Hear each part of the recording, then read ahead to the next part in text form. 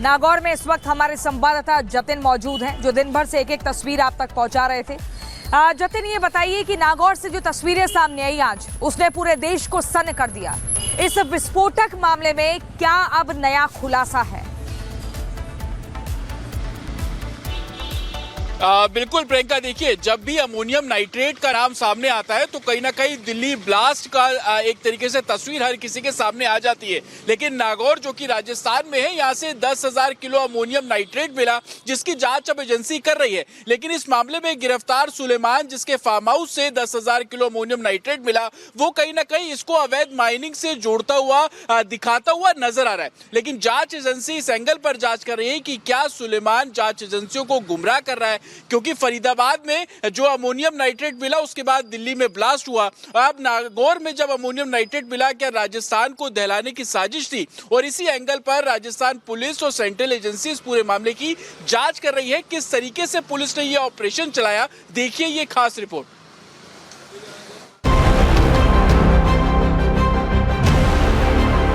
Window के बाहर से ही मैं पढ़ पा रहा हूं कि एक्सप्लोजिव इस कार्टून के ऊपर लिखा हुआ है, देखिए।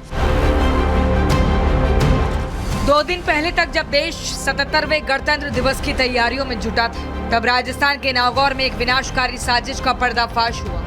साजिश भी इतनी बड़ी कि अगर ये कामयाब हो जाती तो नागौर का 10 किलोमीटर से ज्यादा इलाका धमाके की गूंज से दहल जाता। कि एक्सप्लोजिव इस कार्टून के ऊपर लिखा हुआ है, देखिए, EXPLOSIVE। बारूद से भरी ये बोरियां राजस्थान के नागौर के हरसौर गांव से बरामद हुई हैं और इन बोरियों में भरा था 9,550 किलोग्राम अमोनियम नाइट्रेट, यानी वो विस्फोटक जो एक बड़े इलाके को दहलाकर सैकड़ों लोगों की जान ले सकता था। आरोपी सुलेमान के फार्म हाउस में 9,550 किलो अमोनियम नाइट्रेट के साथ साथ 5,690 डेटोनेटर, 150 किलो नीली बत्ती वायर, 15,000 मीटर लाल बत्ती वायर, 4,200 डूडेट और 26 पैकेट APSOD भी बरामद किए गए हैं। यहाँ पे पहुंचने के लिए भी तकरीबन मेन रोड से 4 किलोमीटर आपको अंदर आना पड़ेगा। बिल्कुल सुनसान जगह पर इस फार्म हाउस के अंदर इतनी बड़ी संख्या में अमोनियम नाइट्रेट इकट्ठा करना किस और इशारा कर रहा है? क्या कोई कॉन्स्पिरेसी थी? किस कारण से अमोनियम नाइट्रेट को यहाँ पर इकट्ठा किया गया, ये अब इन्वेस्टिगेशन का हिस्सा है। पुलिस ने विस्फोटक जुटाने वाले आरोपी सुलेमान को गिरफ्तार किया है। NIA और IB टीमें मामले की जांच कर रही हैं। प्राइमरली जो सोर्सिंग इसने की है वो जो है लाइसेंस्ड मैगजीन्स जो होती हैं एक्सप्लोसिव्स की, वहाँ से इसने सोर्सिंग की है। फर्दर सप्लाई इसकी फॉरवर्ड लिंकेज जो है वो legal as well as illegal mining के क्षेत्र में जो लोग जुड़े हुए हैं उन लोगों को ये सप्लाई करता है और बीच में अपना कमीशन कमाता है। अमोनियम नाइट्रेट का जखीरा छिपाने के लिए आरोपी सुलेमान ने गांव में जंगल के बीचों बीच फार्म हाउस बनाया हुआ था। अपने घर को भी सुलेमान हाउड आउट के तौर पर इस्तेमाल करता था। दावा है सुलेमान रात के अंधेरे में अपनी गाड़ियों से विस्फोटक लेकर आता था और अपने फार्म हाउस पर स्टॉक करता था।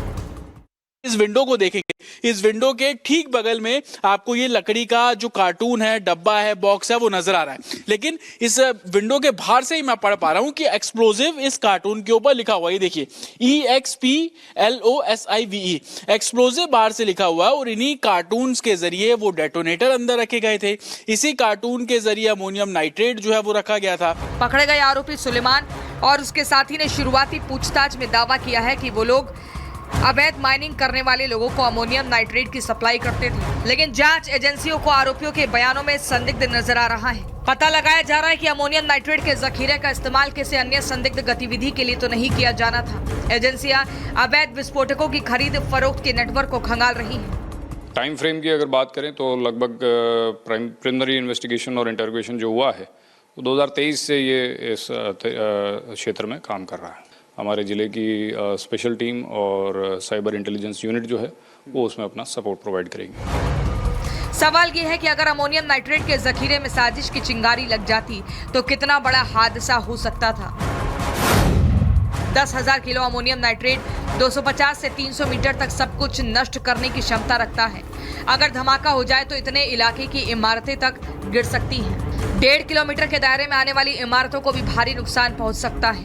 खिड़कियों के शीशे टूट सकते हैं। इसके धमाके की गूंज और झटके 5 से 10 किलोमीटर दूर तक महसूस किए जा सकते हैं। साल 1995 में ओक्लाहोमा सिटी में 2 टन विस्फोटक में धमाका हुआ था, जिससे 168 लोगों की मौत हुई थी। नागौर में इससे 5 गुना अमोनियम नाइट्रेट बरामद हुआ है। और इन्हीं कार्टून और अलग अलग आप देखेंगे अंदर आपको बोरियां रखी हुई नजर आएंगी। और इसी जगह पर जब पुलिस पहुंचती है, रेड्स कंडक्ट करती है, तो यहां से हजारों संख्या में जो अमोनियम नाइट्रेट है उसकी बरामदगी की गई। और यही कारण था कि पुलिस इस पूरे मामले की अब जांच करती नजर आ रही है। नागौर के हरसौर गांव में जहां से 10,000 किलो अमोनियम नाइट्रेट बरामद किया गया है, वहां से ब्रह्मा मंदिर और दरगाह महज 45 मिनट की दूरी पर है। दिल्ली में लाल किले के पास हुए धमाके में भी अमोनियम नाइट्रेट का इस्तेमाल हुआ था।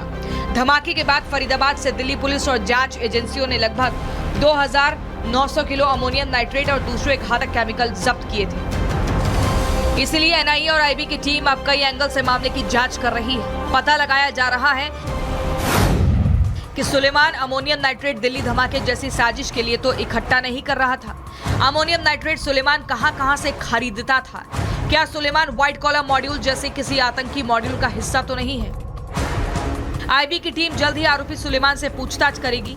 फिलहाल शिकंजे में आते ही सुलेमान का बीपी बढ़ गया और इलाज के लिए उसे अजमेर के अस्पताल में भर्ती किया गया है।